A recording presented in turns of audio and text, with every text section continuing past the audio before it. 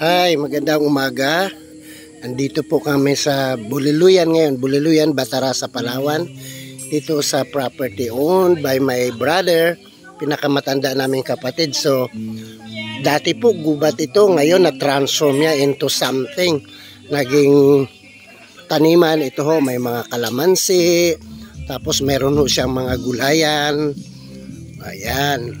Ito ho, may gulayan. Meron ho siyang sitaw.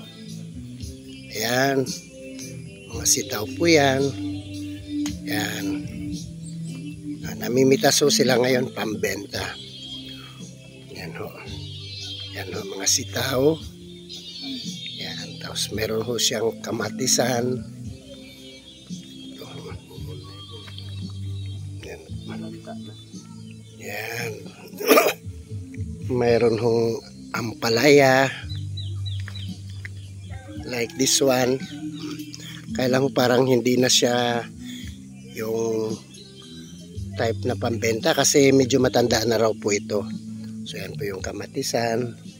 So medyo malawak ko yung kanilang gulayan. Paikot po yan. At sa likod po niyan, sa likod po nitong property niya ay swamp. At meron pa hong mga buhaya. Ito naman no ang kanyang patulahan. Mga patola. Yan. So another bayan ho ito from my town na Aborlan. So itong Batarasa ho ay isa sa pinakadulo ng mainland. Ang huling bayan ho dito ay ang Balabac, which is an island. So malapit na po yan doon sa Kalayaan Group. Doon sa pinagtatalunan natin ng mga Chinese.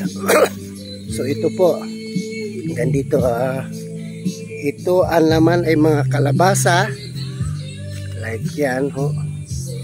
So hanggang doon po yan yung kanyang kalabasahan. Yan. Tapos meron ho silang kubo dito. Yan. So ito po kalabasa. Andito naman ho ay maliliit pa yung kanyang mga upo. Mga upo maliliit pa ho.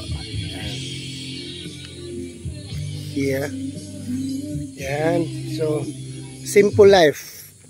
Dati ho kasi nasa Minahan nag-work yung pinakamatanda naming kapatid, yung may-ari nito.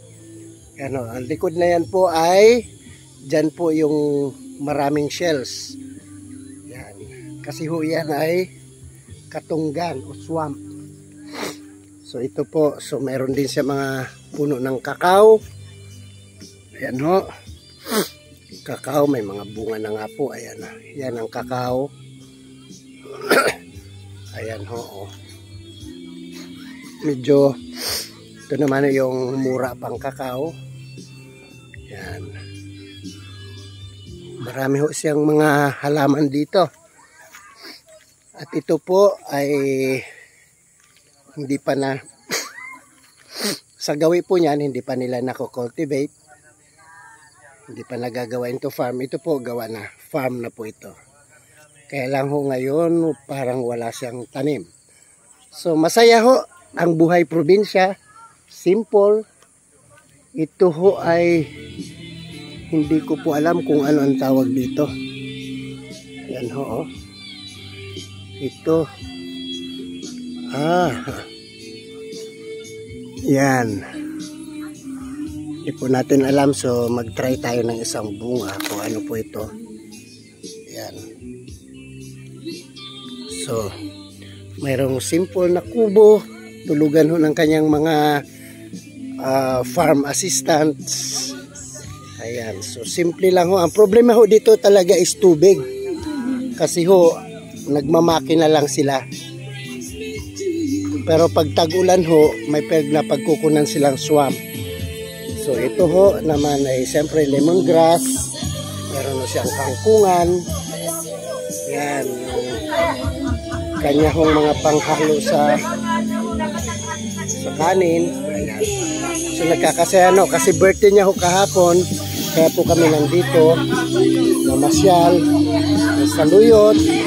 Ito ho, mayroong cowpeas. Ito naman ho yung mga kamote. So, yan ho. may langka, kumpleto ho dito. So, kaya po, magandang umaga ulit sa inyo. At sana ho na-appreciate nyo ang buhay probinsya. Good morning and good luck. God bless everyone. Thank you. Bye-bye.